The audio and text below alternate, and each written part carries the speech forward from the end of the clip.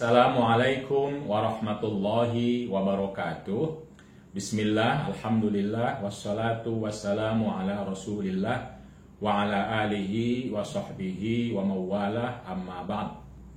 Allahumma antas salam wa minkas salam wa ilaika ya'udus salam, fahayyina rabbana bis salam wa adkhilnal jannata darus salam, tabarakta rabbana wa ta'alaita ya dzal jalali wal ikram.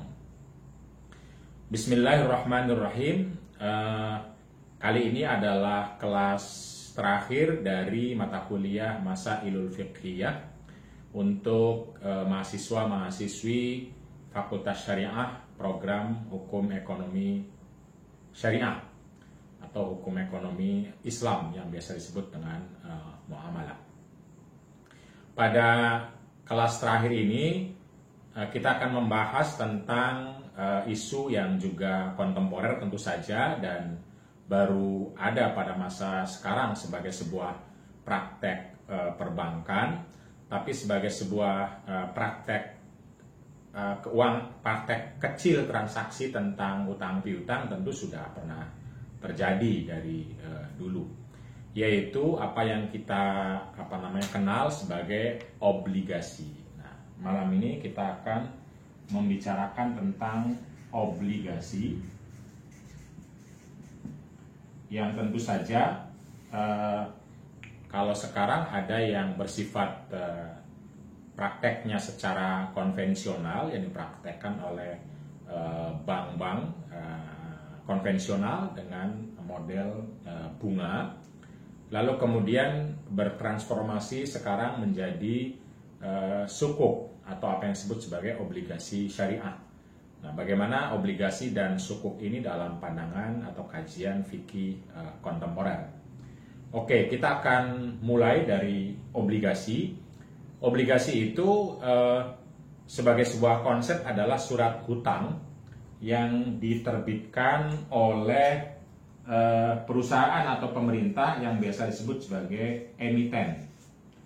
Jadi ada perusahaan atau pemerintah yang memerlukan dana untuk operasionalnya, untuk usahanya, atau untuk pembangunannya. Kalau pemerintah misalnya dalam jangka yang cukup panjang, 5, 10, atau bahkan lebih, 30 dan 100 tahun. Nah, ketika mereka memerlukan uang, maka mereka biasanya menerbitkan surat hutang. Nah, surat hutang ini disebut dengan, atau konsep ini disebut dengan obligasi. Nah, surat hutangnya adalah bentuk dokumen tentu saja yang bermaterai, yang menyatakan bahwa perusahaan tertentu, pemerintah tertentu menilai setiap lembarannya itu pokok uang yang dibeli lalu atau diambil oleh investor, bisa rakyat biasa atau perusahaan atau siapapun investor. Per lembar itu disebut dengan obligasi, lalu per lembarnya misalnya harganya 5 juta, maka investor akan membayar uang 5 juta kepada emiten untuk setiap lembar obligasi. Nah, itu pokok. Nah, biasanya nanti ada jatuh temponya. Jadi obligasi itu adalah surat hutang yang bicara tentang pokok hutangnya berapa, lalu biasanya ditambah dengan kupon atau ditambah dengan bunga. Jadi ada tambahan. Jadi pokoknya 5 juta akan dibeli lagi, diambil lagi oleh emiten setelah 2 atau 3 tahun tergantung jatuh temponya. Jadi karena itu ada jatuh tempo pokok ini ya, ada jatuh temponya. Ada jatuh temponya setelah 3, 5 atau 10 atau berapa tahun itu akan diambil lagi, dibeli lagi sama emiten 5 juta itu, tapi ditambah pokok. Tambah bunga tambahan. Nah, inilah praktek obligasi itu. Jadi emiten mengeluarkan lembaran-lembaran surat dokumen bermaterai bahwa lembaran itu punya nilai 5 juta yang kemudian diambil atau dibeli oleh investor, bisa pribadi, bisa perusahaan, berapa lembar tergantung batasannya setiap orang. Lalu kemudian investor tentu memberikan uang 5 juta misalnya. Nah, uang ini tentu saja hutang kan. Nah, yang akan dibeli lagi nanti oleh emiten setelah jatuh tempo. Pokok 5 juta ini dengan tambahan bunga. Biasanya begitu. Nah, itu yang disebut obligasi secara umum ya. Tentu prakteknya di sana macam-macam, tetapi tidak jauh dari model skema seperti ini. Emiten mengeluarkan surat hutang misalnya 5 juta, investor membelinya, lalu nanti emiten akan membeli kembali 5 juta ini ditambah dengan bunga. Itulah obligasi itu secara umum, tambahan bunga. Tapi tentu saja pada prakteknya ya nanti ada yang menerapkan bunga, ada yang tidak. Jadi kalau yang tidak tanpa bunga biasa disebut dengan pasif. Jadi obligasi pasif. Misalnya itu ada di konvensional juga mungkin sekali obligasi tanpa bunga. Nah, tetapi sebagian besar praktek obligasi menggunakan bunga. Cuma bunganya ada yang misalnya bunga yang fix, artinya sudah jelas bunganya misalnya kalau ditambah nanti per tahun berapa gitu fix, atau float. Tapi bisa juga float. Floating artinya mengambang, bunganya bisa naik bisa turun, tergantung kondisi pasar atau tergantung kebijakan BI, Bank Indonesia. Nah itu jadi bunga bisa fix, bisa juga floating, fix tetap, floating mengambang. Tetapi nanti bunga juga bisa bunga itu diambilnya persennya dari pokok atau bisa diambil dari pendapatan usaha. Jadi karena uang ini untuk usaha, misalnya uang ini digunakan untuk usaha, maka bunga ini ada yang diambil dari usaha, maka disebut sebagai obligasi pendapatan.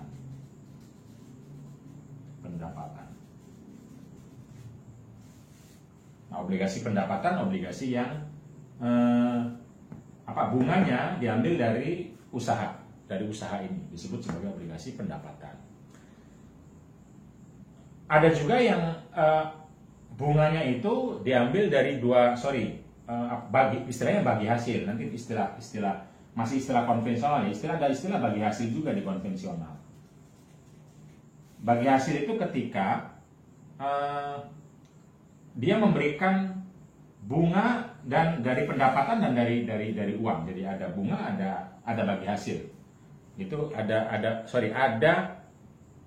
ada nunggu keuntungan, tapi ada juga tetap bunganya ada. Nah, itu disebut dengan obligasi bagi hasil. Dan obligasi ini ada yang tadi jatuh tempo secara umum ada waktunya 3, 5, 10. Tapi ada juga yang tidak ada temponya, disebut dengan mikala. Disebut dengan ini ada yang tanpa tempo, disebut dengan mikala tahunan. Jadi dia terus menerus tanpa ada jatuh tempo, pokoknya terus ada bunganya, pokok dan bunganya, dan pokoknya tetap tentu ditambah dengan bunga itu. Itu disebut dengan mikala tahunan. Dan tentu saja obligasi ini ada yang pakai agunan, ada yang tidak. Jadi ini obligasi ini kalau kita kasih cukup nggak tempatnya? Oke, ada yang pakai agunan, ada yang tidak. Agunan atau jaminan. Nah biasanya kalau perusahaan antar perusahaan itu mereka meminta agunan atau jaminan. Nah kalau jaminan lalu dibagi 3 biasanya.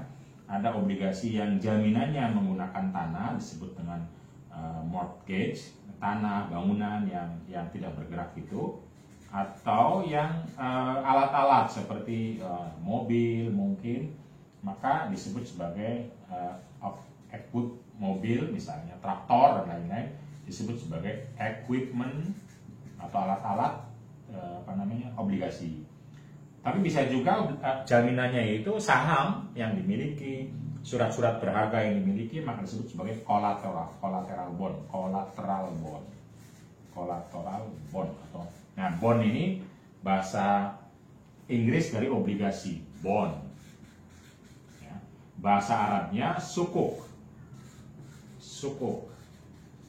Atau kalau ditulis sod, kaf, waw, alif, sukuk. Ini jamak, mufradnya sokun, sokun. Ini bahasa Arab obligasi ya sukuk. Jadi mau syariah atau tidak, bahasa Arabnya obligasi ya sukuk, berbasis syariah atau tidak. Nah, ini kira-kira peta secara umum dari obligasi ya, obligasi itu.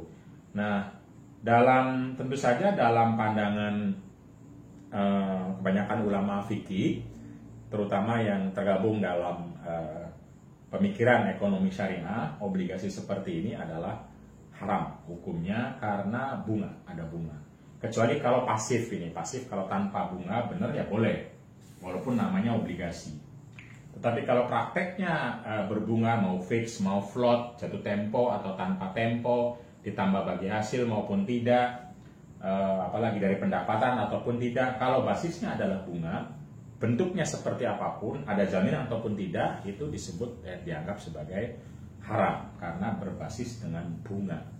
Bunga artinya adalah ya ini transaksi uang dengan uang atau hutang uang dibayar uang, di mana salah satunya membayar lebih dari yang lain. Ini kan pokoknya 5 juta dibayar lebih. Nah, ini kan sama artinya adalah hutang 5 juta bayar lebih dari 5 juta.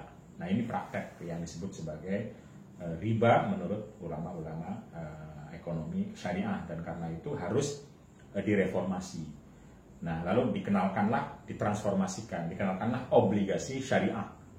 Nah, obligasi syariah itu seperti apa? Nanti kita akan jelaskan. Nah, di Indonesia obligasi syariah itu dikenal dengan istilah sukuk. Jadi kalau di Indonesia istilah sukuk itu ya untuk obligasi syariah. Tapi kalau di Arab istilah sukuk ya untuk semua obligasi, mau berbunga atau tidak berbunga, namanya adalah obligasi. Itu secara umum obligasi itu. Lalu kemudian kita akan bahas bagaimana obligasi itu dalam praktek ekonomi syariah. Nah, karena obligasi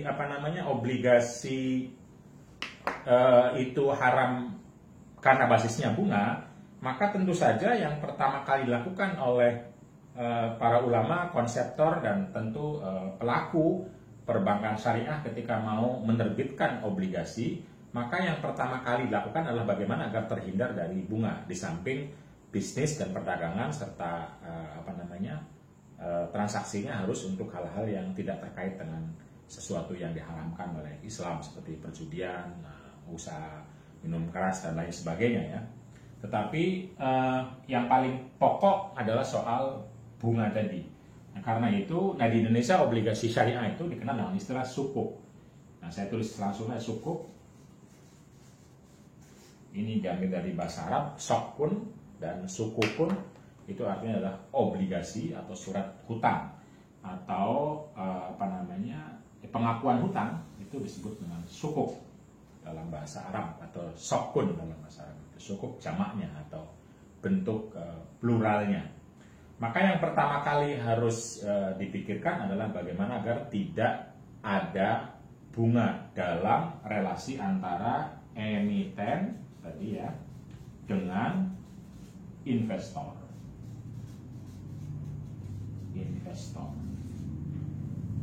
Itu.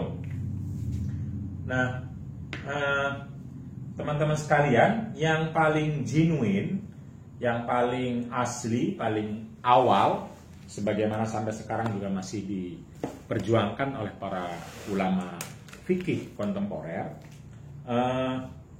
obligasi yang paling sesuai dengan konsep syariah adalah obligasi yang berbasis mudharabah. Sebagaimana disebutkan oleh Wahbah Zuhaili misalnya dalam kitabnya tentang muamalat atau transaksi keuangan kontemporer, disebutkan adalah bahwa obligasi ini kalau transaksi antara emiten dan investornya mudharabah, maka itu boleh Jadi sukuknya, basisnya adalah, skemanya adalah mudharabah.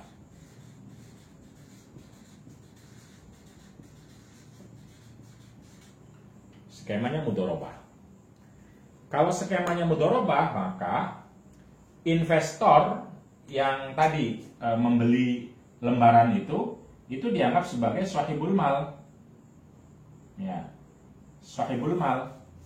Sementara emiten itu dianggap sebagai amil atau dorin. Jadi, dan karena itu kalau memang basisnya adalah mudharabah, maka tentu saja itu pokoknya nggak boleh tambah, atau 5 juta itu harus tetap 5 juta. Yang boleh ditambah apanya ketika ada keuntungan. Jadi ada rugi, lalu tambahannya rugi atau untung, itu harus di-share bersama, loss and profit sharing. Jadi sebagai investor yang anggaplah bahasa sekarang membeli lembaran sukuk itu, dia harus tahu bahwa uangnya akan dipakai oleh emiten yang mungkin untung, mungkin rugi. Ketika rugi, maka pokok akan berkurang. Ketika rugi, maka akan berkurang pokoknya. Dan dia harus menerima uang 5 juta menjadi 4 juta misalnya, menjadi 3 juta, bahkan habis atau hilang. Karena bangkrut misalnya perusahaan atau negaranya. Tapi kalau dia untung, maka dia akan mendapatkan hasil, mendapatkan tambahan. Nah, tambahan ini diambil dari apa? Dari usaha, gitu loh, dari usaha. Nah, konsepnya harus konsep mudharabah, artinya sukuknya itu adalah investor ikut berpartisipasi dalam usaha yang jika usahanya untung akan dapat bagian, jika usahanya rugi maka dia juga akan dikurangi atau ya tergantung tinggal berapa pokoknya. Begitu kira-kira.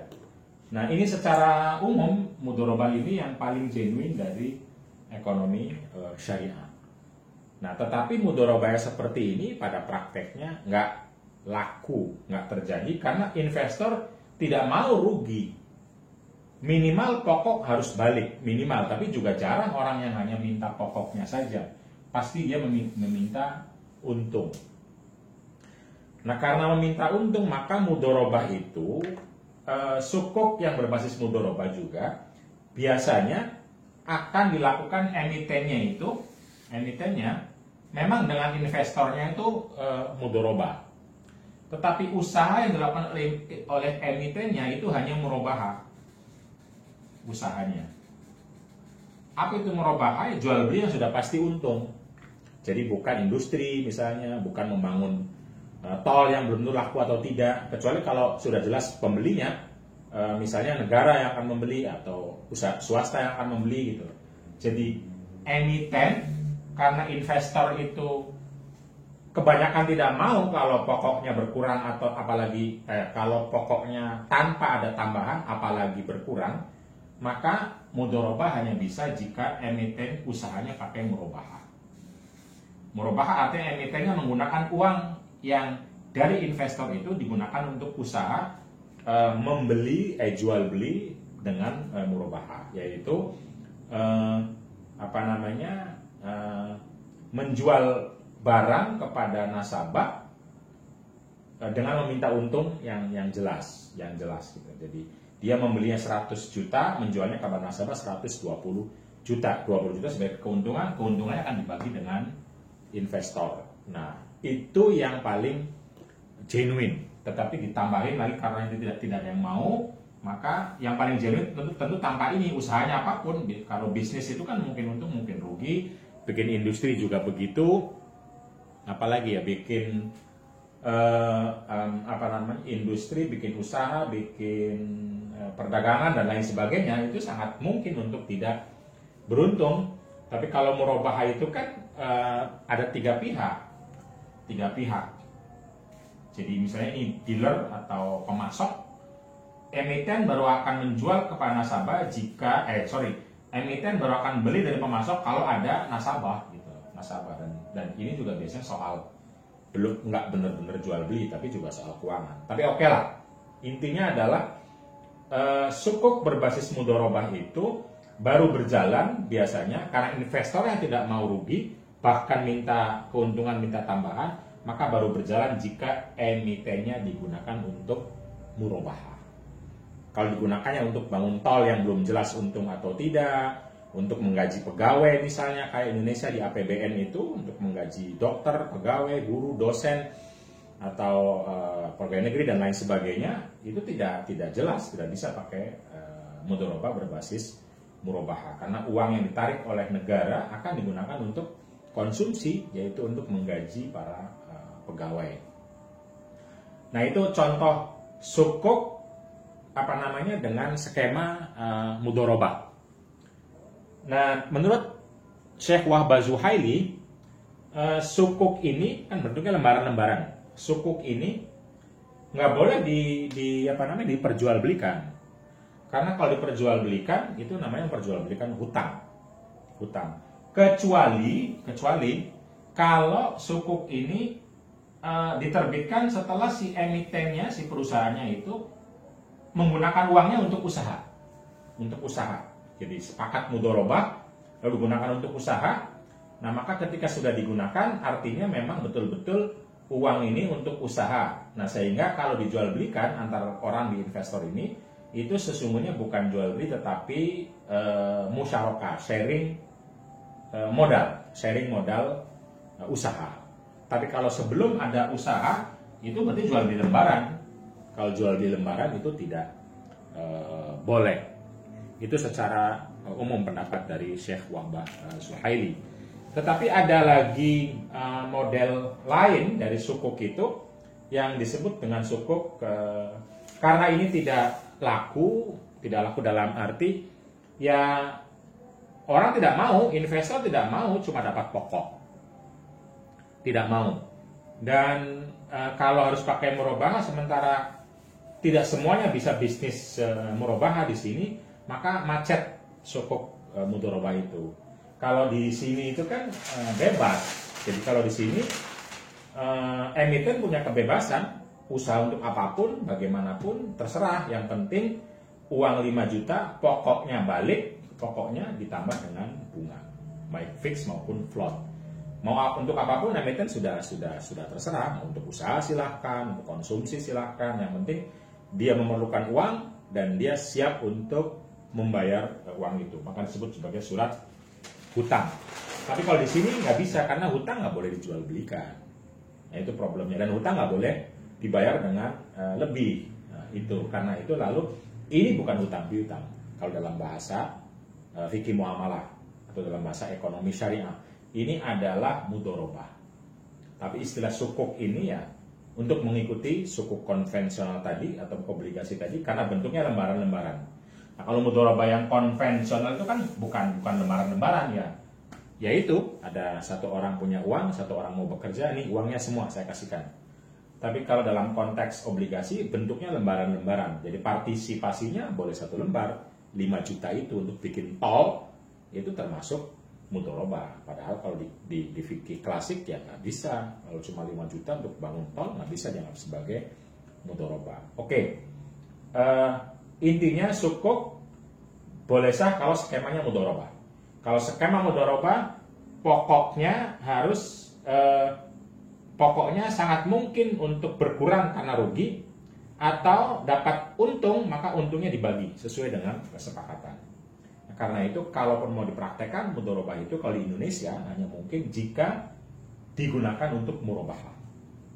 Karena kalau digunakan betul-betul bisnis yang mungkin rugi mungkin untung, investor nggak mau membeli sukuk lembaran utang itu. Ini salah satu skema. Nah, skema yang lain adalah disebut misalnya yang paling laku lalu adalah skema ijarah. Jadi sukuk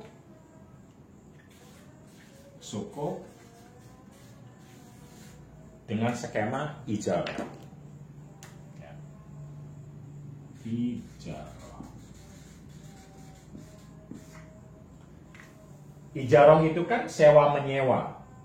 Sewa menyewa artinya Saya misalnya datang ke rental mobil untuk menyewa mobil, maka mobil saya pakai. Nah, itu sewa menyewa. Nah, tapi bagaimana dipakai untuk obligasi antara emiten tadi, emiten sama investor. Bagaimana sewa menyewanya? Kok ini surat hutang kok sewa menyewa? Nah, ini sebenarnya adalah ya sama, akad ijaroh ini dikeluarkan untuk membolehkan praktek obligasi agar tidak terjadi bunga. Tetapi substansinya ya investor membeli kertas, lembaran maksud saya, lalu emiten mengembalikannya lagi dengan harga yang lebih tinggi. Karena kalau tidak, investor tidak mau. Tapi pakai skema ijaroh. Bagaimana ijaroh itu? Yaitu sewa menyewa. Nah, ini yang disebut dengan hilah nantinya. Hilah itu excuse atau memain-mainkan atau mengambil cara yang jauh padahal substansinya adalah dianggap sama, yaitu beli atau utang dibayar dengan lebih. Nanti menggunakan bay'ul ainah juga, yang di Malaysia dibolehkan bay'ul ainah, bay'ul tawarruk tadi dan lain sebagainya.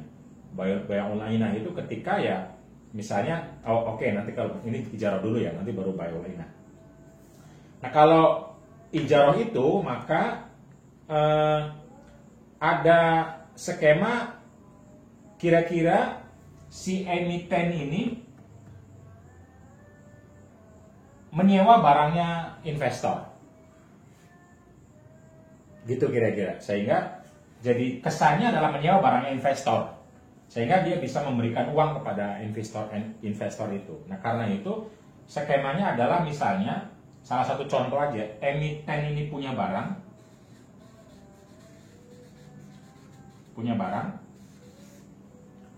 Barang ini dijual kepada investor,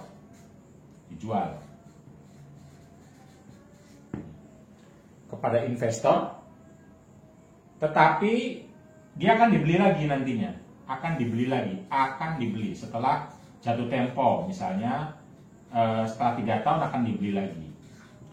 Jadi dia beli misalnya dia membeli salah satu bagian dari motor yang saya miliki dengan harga 5 juta lembaran. Jadi motor saya dipretelin kecil-kecil, misalnya bagian tangkinya 5 juta, dihargai 5 juta. Nah, maka tangki motor saya itu setelah saya jual berarti kan milik investor. Yang nanti akan saya beli lagi dengan harga yang sama, 5 juta lagi saya beli lagi. Nah, motor misalnya ya, tangkinya motor. Nah, kalau dia belinya lembarannya banyak ya, tangki, ya setir, ya ban misalnya, maka kemudian motor ini punya emiten dijual kepada investor, berarti jadi milik investor. Ketika milik investor tapi emiten mau pakai motornya, nggak saya serahkan, saya pakai. Nah, ketika si emitennya memakai ini, maka dia harus sewa.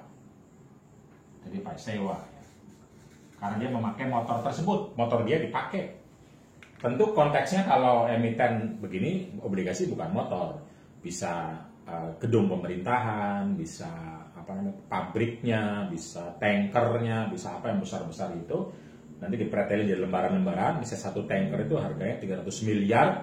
Nah, karena saya perlu uang 300 miliar, maka saya pecah-pecah tuh. Jadi lembaran-lembaran per lembaran 10 juta. 300 miliar dibagi 10 juta, lalu saya sebar untuk mengatakan, tanker saya jual dengan lembaran-lembaran. Per lembar 5 juta. Nah, ketika dijual per lembar 5 juta dari sebagian tanker itu, maka tanker itu menjadi bagiannya menjadi milik investor. Padahal tanker sehari-hari saya pakai. Untuk apa? Ya untuk bisnis, untuk ekspor impor saya pakai tanker itu. Nah, tanker itu karena kepemilikannya sudah pindah kepada investor, maka ketika si emiten memakai, dia harus bayar sewa. Nah, dengan sewa inilah dia mendapatkan tambahan. Siapa? Si investornya. Jadi investor itu pokoknya dapat, tambahannya dapat. Pokoknya nanti akan dibeli lagi si tanker itu, lembarannya itu dibeli lagi. Ditambah dengan sewa si tangki ini. Jadi tankernya atau pabriknya, misalnya pabriknya itu dijual, dipretelin dalam lembaran, per lembar 5 juta, berarti sebagian pabriknya milik investor atau berbagai investor. Lalu kemudian karena dipakai, disewa per tahun berapa sewa pabrik tersebut, sehingga dia memperoleh uang 5 juta plus tambahan sewa. Nah, setelah jatuh tempo 3 atau 5 tahun atau 10 tahun tergantung kesepakatan, lalu emiten akan membeli lagi si pabrik itu atau tanker itu. Nah, akan dibeli lagi. Jadi 5 juta pokoknya dibalikin dan akan dapat tambahan. Itulah kira-kira secara umum ya akan sukuk ijarah itu. Jadi seakan-akan menjual padahal akan dibeli lagi. Nah, menjual yang akan dibeli lagi itu disebut dengan istilah bay'ul wafa. Menjual akan dibeli lagi itu disebut dengan bay'ul wafa. Bay'ul wafa. Wafa istilahnya. Nah, menjual barang yang akan dibeli lagi setelah beberapa tahun, kemudian disewakan, disebut dengan bay' al-istighlal. Al-istighlal istilahnya itu. Nah, tentu saja bagi orang yang setuju dan halal praktek ini, ya ini dianggap jual beli dan sewa. Jual, beli lagi, dan menyewakan. Nggak masalah. Karena itu lalu boleh sukuk berbasis ijarah, di mana si emiten menjual sesuatu kepada investor, yang sesuatu itu akan dibeli lagi suatu saat. Nah, karena barang itu tidak dipegang oleh investor, tapi dipegang oleh emiten dan dipakainya, maka emiten punya kewajiban bayar sewa. Jadi ketika balik lagi setelah jatuh tempo, uang 5 juta balik ditambah dengan sewa. Nah, itu ijarah. Dan itu dianggap boleh karena ya bukan bunga, tapi jual beli dan sewa. Nah, tinggal pertanyaannya sama kayak isu-isu murabahah yang lain. Apakah betul dia mau menjual? Apakah terjadi transaksi jual beli ini? Lalu dilaporkan kepada negara sebagai jual beli, yang ada pajaknya, yang ada transaksinya dan lain sebagainya. Begitupun nanti apakah terjadi jual beli ini. Jadi pabrik itu betul-betul jadi milik investor. Nah, ketika menjadi milik investor, nanti uang sewanya itu apakah sewa harga pasar atau sewa ini menyesuaikan dengan logika bunga di bank konvensional, besarannya. Besaran menyewakan pabrik itu misalnya ya. Itu yang lalu ditanyakan oleh ulama yang mungkin kurang sepakat dengan sukuk ijarah itu. Itu secara umum gambarannya. Nanti ini bisa ijarah, ini bisa salam, ini bisa istisna, apalagi murabahah juga sama. Tetapi intinya adalah emiten perlu uang, investor punya uang.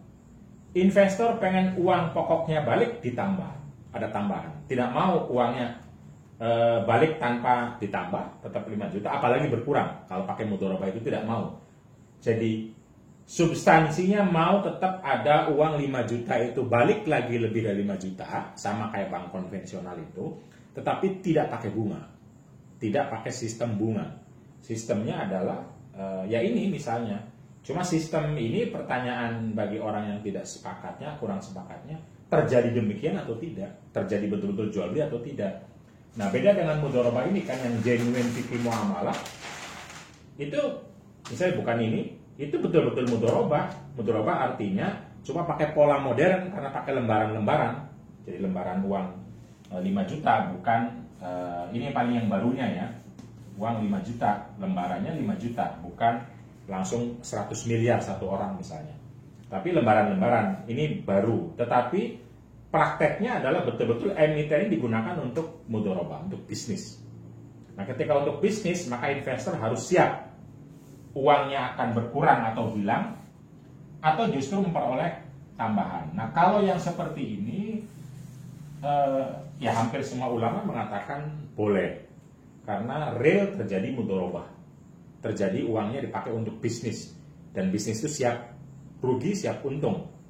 Kalau rugi harus hilang atau berkurang, kalau untung ya harus dikasih banyak. Jadi bukan fix kan, bukan fix, dikasih banyak karena untungnya banyak. Kalau untungnya dikit ya dapatnya dikit. Nah, kalau yang seperti ini itu semua ulama mengatakan boleh. Nah, paling mungkin problem lembaran kecilnya, jadi lembaran kecil itu obligasi itu problem teknis, problem administrasi kira-kira. Nah, tapi kalau yang ini nanti problemnya masalahnya di murabahah tambah. Kalau ini ya problemnya lagi terjadi tidak jual belinya, terjadi tidak sewa menyewanya, atau jual beli dan sewa menyewa itu hanya kamuflase membuat si emiten bisa memperoleh uang dari investor, dan investor bisa memperoleh tambahan dari uang atau melebihi uang yang diberikan, dihutangkan kepada emiten. Nah, di situ kira-kira catatannya dalam pembahasan fikih kontemporer, transaksi seperti ini dibolehkan karena dianggap al-aslu fil muamalati al-ibahah. Pada dasarnya muamalah itu ya boleh. Kemudian al-aslu fil uqudi lil alfadhi. Jadi bahwa pada dasarnya transaksi itu ya dilihat dari formal transaksinya. Formalnya memang jual beli dan sewa, ya kita anggap jual beli dan sewa yang itu boleh. Nah, untuk memperoleh skema di mana investor membeli lembaran lalu kemudian dibeli kembali oleh emiten dengan tambahan, itu ya banyak cara, dengan cara bay'ul wafa, dengan cara bay'ul istiqlal, dengan cara ijarah. Jadi skema sukuk dalam ekonomi syariah nanti skemanya banyak. Kalau di bank konvensi cuma satu, ya sudah bunga itu aja, satu skema itu, terserah untuk apa saja. Nah, kalau dalam bank Islam itu skemanya banyak. Tadi ada mudharabah, lalu ada ijarah. Kalau di Malaysia ada bay'ul ainah. Kalau bay'ul ainah itu seperti yang pernah saya jelaskan kemarin, itu berarti si emiten ini pura-pura, ya bukan pura-pura, menjual suatu barang secara cash, misalnya adalah pabrik, dijual secara cash kepada investor, maka investor memberikan uang pada emiten, lalu dia akan membeli lagi barang itu secara kredit selama 5 tahun. Nah, jadi barang nggak pindah, tapi uangnya dia dapat misalnya 5 juta, lalu kemudian dia membelinya dengan harga 7 juta setelah 5 tahun. Nah, itu bay'ul ainah. Nah, itu kata orang Malaysia boleh, jadi sukuk bay'ul ainah boleh, padahal barangnya nggak benar-benar dijual, hanya untuk perantara agar dia dapat uang 5 juta dan bayarnya 7 juta setelah 10 tahun misalnya ya. Dan tentu karena sukuk pakai lembaran-lembaran, jadi jual mobilnya bukan seluruh mobil nanti. Kan lembaran-lembaran sih kan susah menjual apa yang bentuknya lembaran-lembaran itu. Jadi pabrik nggak bisa dijual 5 juta, maka mungkin bagian kecil dari pabrik itu, skrupnya misalnya, atau apalah saya nggak tahu. Nah, itu kira-kira bay'ul ainah. Nah, begitupun kalau sukuk berbasis murabahah, jika murabahahnya antara emiten dan investor, itu ya mirip ke bay'ul ainah tadi. Dan tentu saja mungkin ijarah, murabahah, sama apa lagi, salam istisnanya itu bukan antar merekanya tapi dengan pihak ketiganya, pihak duanya mungkin pakai cara murabahah, pakai cara mudharabah, tapi intinya adalah dicari akad pola yang secara formal itu bukan memberi bunga, tetapi ya jual beli, walaupun jual belinya itu terkesan akal-akalan karena tidak betul-betul menjual, tidak betul membeli, tidak betul-betul menyewa. Jadi Ijarah itu misalnya gambarannya kan kalau negara misalnya, apa yang mau dijual negara kepada rakyat dengan pola lembaran 5 juta itu? Istana misalnya, atau tol, jalan tol. Negara punya jalan tol sudah jadi, dijual kepada masyarakat dengan lembaran-lembaran. Tol itu harganya 1 triliun misalnya, lalu dibikin lembaran-lembaran, per lembar 5 juta, dapat berapa juta lembaran tuh, lembaran. Jadi tol yang mana yang dijual kepada rakyat itu nggak jelas. Bagian yang mana yang jual itu, kan tol harganya 1 triliun. Dan itu sesungguhnya kan memang betul-betul bukan jual beli, karena dia pengen dapat uang saja, tapi uangnya harus dibalikin dengan tambahan. Jadi agar supaya bisa dibalikin dan dapat tambahan, maka ada transaksi antara emiten dengan investor menjual sesuatu, tetapi tidak jelas apa yang dijualnya. Dan barangnya tidak diserahkan juga, tidak ada hitam di atas putih bahwa saya menjual dan memiliki itu dan bisa bisa saya klaim sebagai milik saya. Misalnya kalau dalam konteks harta kekayaan, bisa nggak dilaporkan bahwa itu milik saya gitu, karena sudah saya beli, kan nggak bisa. Jadi karena itu transaksi ini dianggap sebagai kamuflase atau hila bagi orang yang tidak setuju. Tapi bagi yang setuju menggunakan kaidah al-aslu fil uqudi lil alfad la lil ma'ani, bahwa transaksi itu yang paling penting adalah ya yang diucapkan, yang diomongkan, yang dituliskan, bukan substansinya. Walaupun substansinya seperti hutang piutang, yaitu urusan masing-masing, karena prakteknya adalah, nyatanya adalah ijarah dan jual beli. Jual beli kemudian ditambah dengan ijarah. Itu sukuk itu yang berkembang. Itu skemanya banyak sekali, mungkin mungkin rumit kalau kita lihat di berbagai rujukan, tetapi logika dasarnya itu. Logika dasarnya adalah tadi, bagaimana agar pokok tetap balik, dapat tambahan, tapi bukan pakai skema bunga. Maka dicarilah berbagai skema yang memungkinkan itu terjadi, tapi bukan bunga. Nah, skemanya ya dengan cara-cara yang saya sebutkan tadi, jaro dan lain sebagainya. Nah, bagi yang setuju karena skemanya jelas-jelas bukan bunga, ya boleh.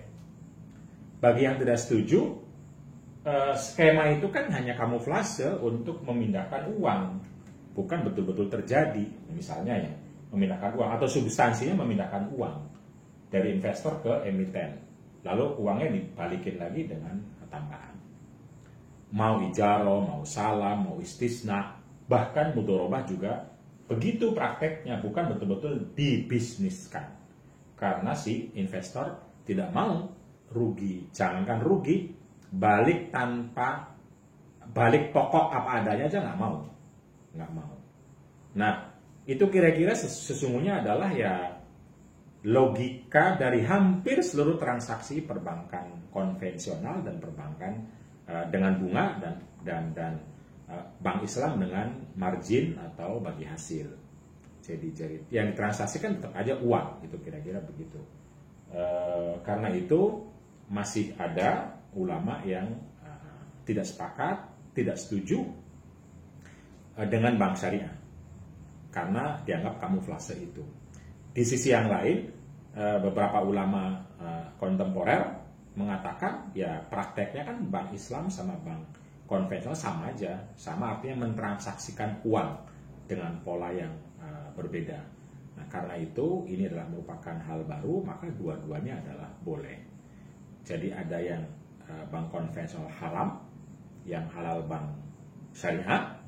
Ada yang mengatakan dua-duanya halal karena ini baru, dianggap investasi, kerjasama. Ada yang menganggap dua-duanya adalah haram, termasuk dalam konteks obligasi. Itu pandangan secara umum dalam produk-produk perbankan syariah yang sesungguhnya juga produknya itu pembiayaan.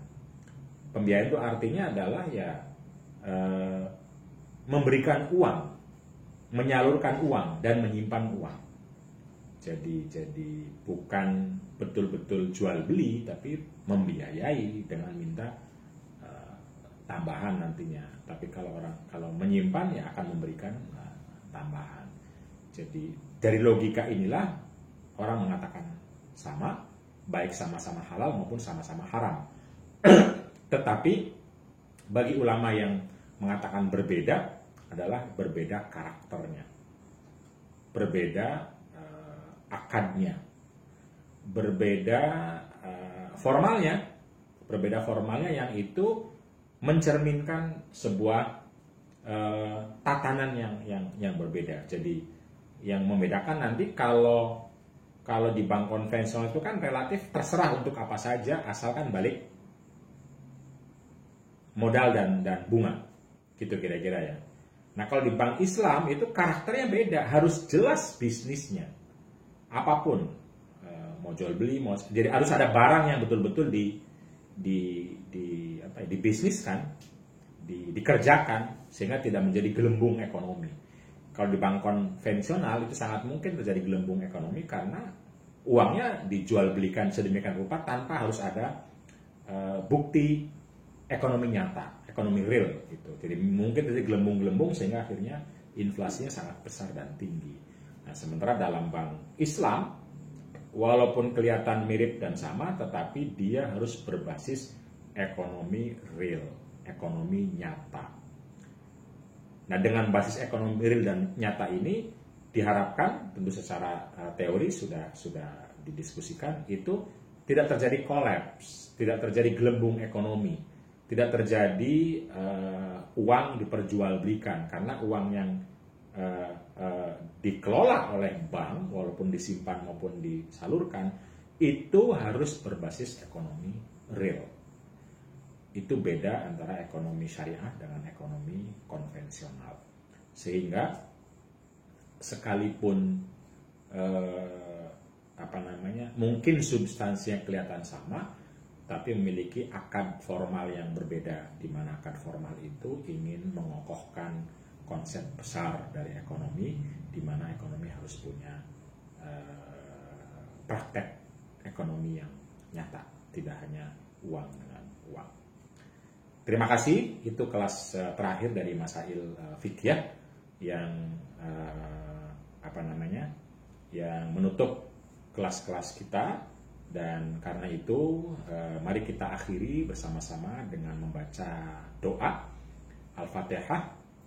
Kita kirim semoga doa ini sekaligus menjadi berkah, menjadi wasilah, dan kita mohon semua kepada Allah Subhanahu wa Ta'ala agar mengampuni dosa-dosa seluruh guru-guru kita dan menerima amal baik guru-guru kita, orang yang berjasa kepada kita, mulai dari Nabi Muhammad, para sahabat, tabi'in, para ulama, kiai, nyai, dosen-dosen dan lain sebagainya telah mendahulu kita, dan juga yang masih hidup diberi berkah, diberi pahala atas amalnya dan kesehatan, keimunan, kebaikan, rezeki yang halal, dan tentu saja keimanan sampai akhir hayat, dan insya Allah diterima dan masuk ke surga. Ala hadin ya walikulli niyatin salihah. Al-Fatihah. Bismillahirrahmanirrahim. Alhamdulillahirabbil alamin. Arrahmanirrahim. Maliki yaumiddin. Iyyaka na'budu wa iyyaka nasta'in. Ihdinas siratal mustaqim. Siratal ladzina an'amta 'alaihim ghairil maghdubi 'alaihim waladdallin. Amin. Wallahu yarhamuna rahmatan 'ammatan syamilah. Wassalamualaikum warahmatullahi wabarakatuh.